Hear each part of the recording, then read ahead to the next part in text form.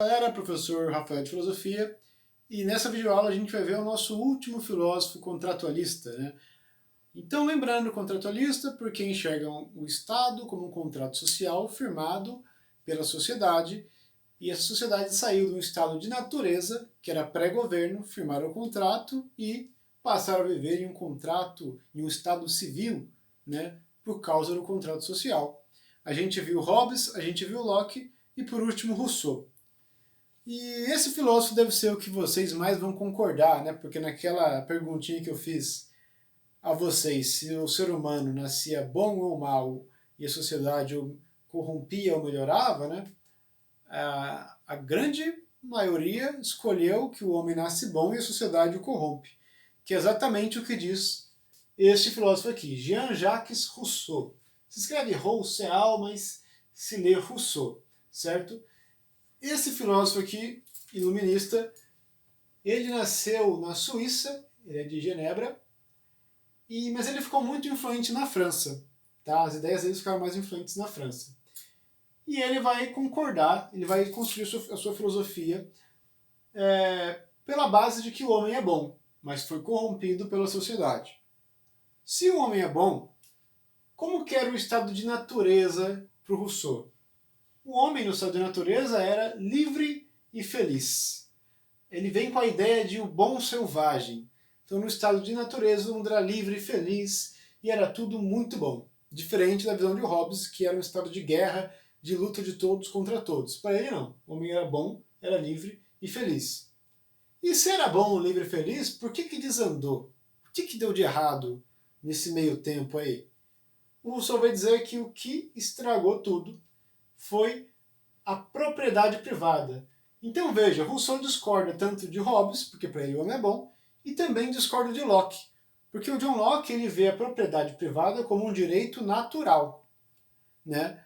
A gente viu que para o Locke, se você constrói a casinha, faz uma cerquinha, você gasta o seu trabalho lá, aquilo é seu como direito natural, a propriedade é sua. Você construiu a casa, fez cerca, aquilo lá é seu. Para o Rousseau, não. Para o Rousseau, o homem aceitar isso é que fez com que tudo se desandasse. Para o Rousseau, se você gastou seu trabalho construindo a casa, fazendo a cerca, o problema é seu. Nada garante que aquele lugar seja seu por direito natural. Nada garante. E para o Rousseau, quando o homem aceita a existência da propriedade privada, aí sim vai surgir o estado de guerra que o Hobbes falou, de um querendo tomar o que é do outro. Né? Por quê? Porque para o Rousseau não tem essa de isso é meu, isso é seu, não. A natureza aí é para todos viverem em harmonia, não tem uma terra que é minha e uma terra que é sua. Para o Rousseau, quando o homem colocou essa ideia na cabeça, é que começa a guerra, é que começou a desigualdade. E aqui eu grifei desigualdade de azul, porque aqui a gente vê uma visão de desigualdade nova. Né? Como eu disse, o Rousseau era um iluminista. E era comum, entre os filósofos iluministas, que eles enviassem perguntas pelo jornal, enciclopédia, um para o outro. Né? O que é o iluminismo? Aí um cara responde. Né? E aí perguntaram sobre a desigualdade. E a melhor resposta, né, que os filósofos entenderam foi a de Rousseau. O Rousseau vai dizer que a desigualdade só passou a existir com o advento, com o surgimento da propriedade privada. E tem uma visão diferente aqui, porque nesse sentido, a desigualdade seria social e não natural.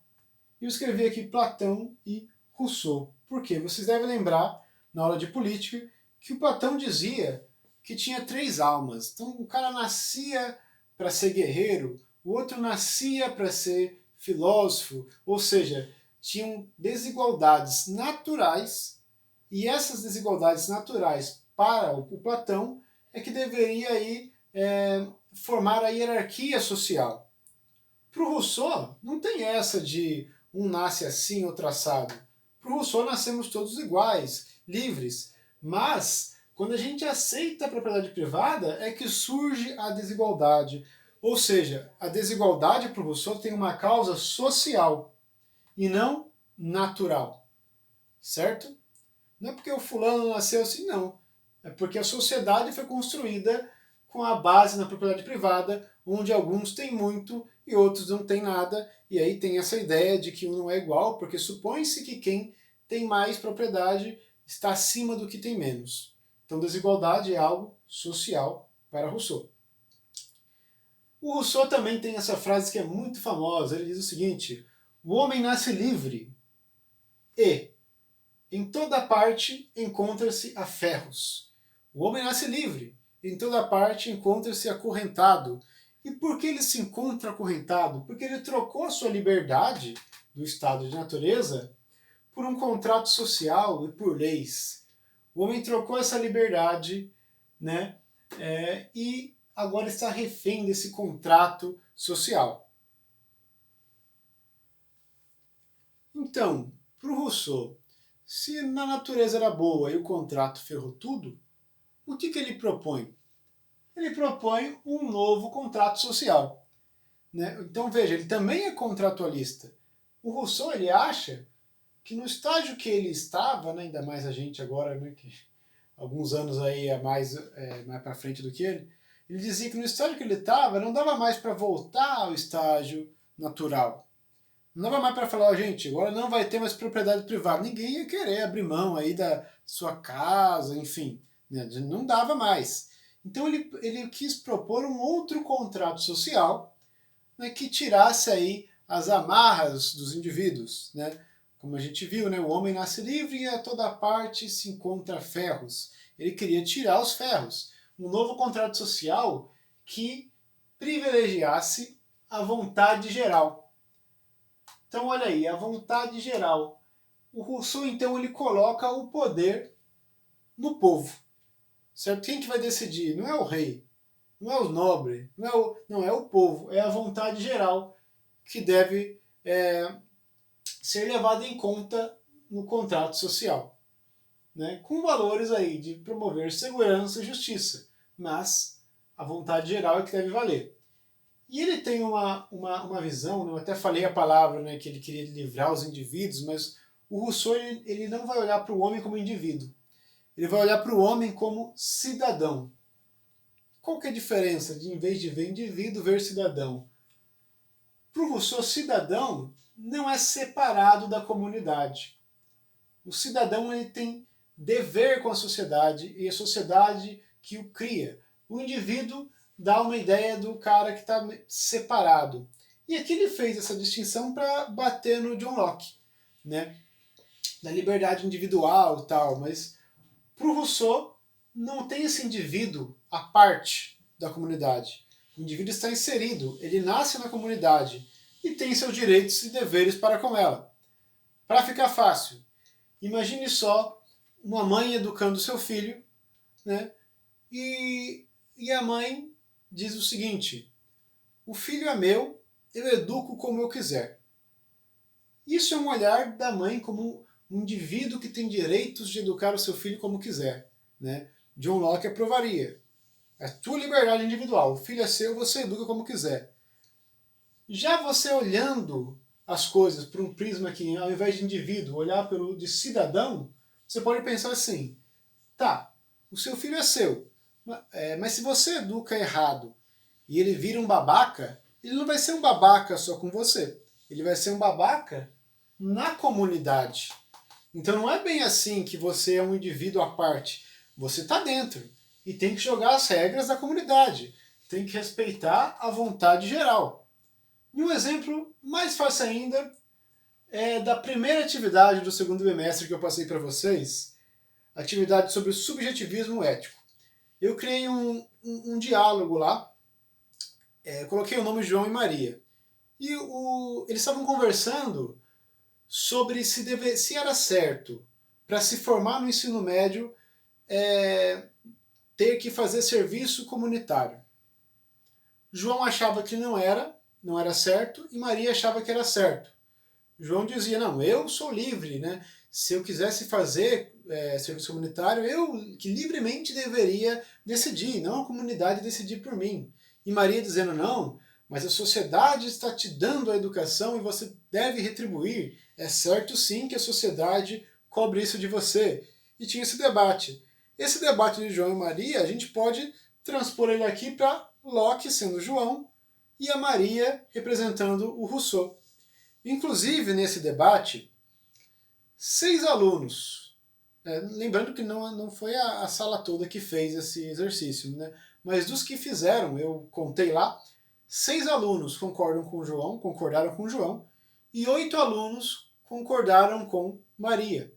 Ou seja, no contrato social do Rousseau, a vontade geral da sala, do segundo ano do Marilda, seria obrigatório aí serviço comunitário para se formar no ensino médio. Se fosse um contrato estilo Locke, aí não, a liberdade do indivíduo. Né? Não é um cidadão, um indivíduo. Bom, acho que ficou claro, né? Essa distinção de enxergar o indivíduo e de enxergar o cidadão. Caso não tenha ficado claro, me perguntem que a gente vai se falando melhor. E para finalizar, o Rousseau ele vai escrever também sobre educação. Até aqui a gente viu o pensamento do Rousseau, que está escrito no livro do Contrato Social. Essa parte da educação ele fala em outro livro chamado Emílio. O Rousseau ele vai dizer que a educação, vai ver na educação uma tentativa de voltar ao estado de natureza. Ele vai falar que na infância a razão dorme. E isso é um negócio interessante porque na época dele, cara, você tinha uma sala lá aprendendo filosofia, por exemplo, e você tinha criança de 8 anos com um caboclo de 30 anos na mesma sala. Né? E o Rousseau falou, gente, na infância a razão dorme. Não adianta querer forçar a natureza. Na educação ideal do Rousseau, a criança tinha que ser deixada livre, em contato com a natureza, onde aflorariam seus instintos naturais. E qual seria o instinto natural para o Rousseau? Amor e carinho. Lembra do bom selvagem. Né? O estado natural para ele era o estado do bom selvagem. E essa mudança foi adotada. Né? Depois que o Rousseau escreveu esse livro, ele conseguiu mudar a forma como a sociedade enxergava a criança. Hoje você vai a uma escola infantil, as crianças fazem o quê? Dormem, brincam, desenham, né? Ou seja, é deixada livre. E não já tem contato com disciplinas mais densas. Isso a gente espera quando vocês crescem mais um pouco, né? Não vai dar filosofia para uma criança de 8 anos. Hoje em dia isso não tem. Bom, gente, então a educação também é uma tentativa do Rousseau de voltar ao estado de natureza, onde o homem era bom, livre e feliz, antes da sociedade o corromper. E deveria, então, para finalizar, ser firmado um novo contrato social que respeitasse a vontade geral.